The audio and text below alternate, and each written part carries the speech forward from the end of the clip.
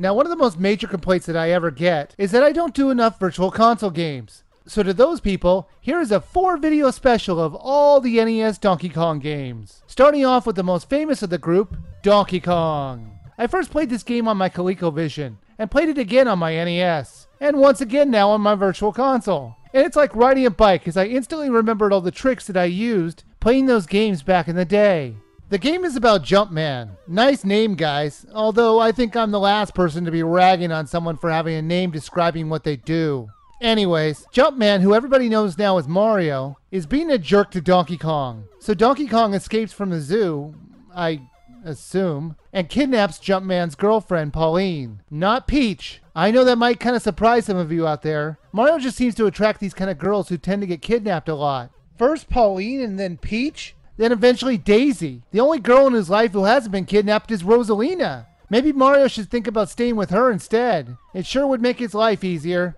Jumpman has to travel through 3 different parts of the construction site that Donkey Kong has taken Pauline to, and they each have their own enemies and problems for him to overcome. Jumpman really only has 2 moves he can use against the enemies and barrels in this game. One is the ability to jump over them, and 2, he can grab a hammer that will let him temporarily destroy any enemy or barrel that he comes in contact with. The first part has Donkey Kong destroying a construction site, and Jumpman braves the still strangely very sturdy construction all the way up to the top. You would think having a monkey break a few steel beams would make those beams a little shaky to walk on, but the only thing Jumpman needs to worry about are the barrels being thrown at him by Donkey Kong and the walking fire from the homeless fire pits. When he gets to the top, Pauline, just like the other girls in his life, does nothing to help him. She just sits there while Donkey Kong takes her away again to another part of the site. In the next part, he has to ride elevators and jump from one magical floating platform to another. Strangely enough, for a guy named Jumpman, he really sucks at landings, because if you jump too far, his legs will break like crackers, and it will kill you.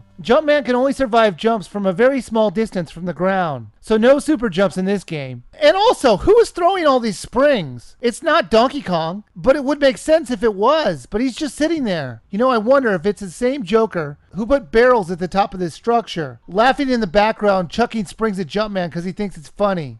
In the final section, you'll have to unrivet 8 parts of the building. 8 rivets on 4 steel beams? Really? That has got to be one strong rivet. You walk over the rivets to pull them up.